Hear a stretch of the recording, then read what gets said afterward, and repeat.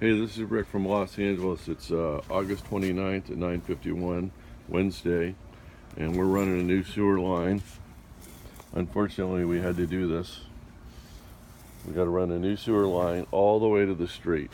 So they had to dig 3 holes. That's where the clean out was, next to the house. There's the old piping, and they're putting this big ass wire through to pull put a new line in. And here's the new sewer line right here. Okay, so you guys can understand the scope of the idea of how big this project is. You got guys 5 feet in a hole with a big metal contraption that pulls that wire through. And this gentleman over here is completing the dig up of this section. And then they got to dig in the middle of the street.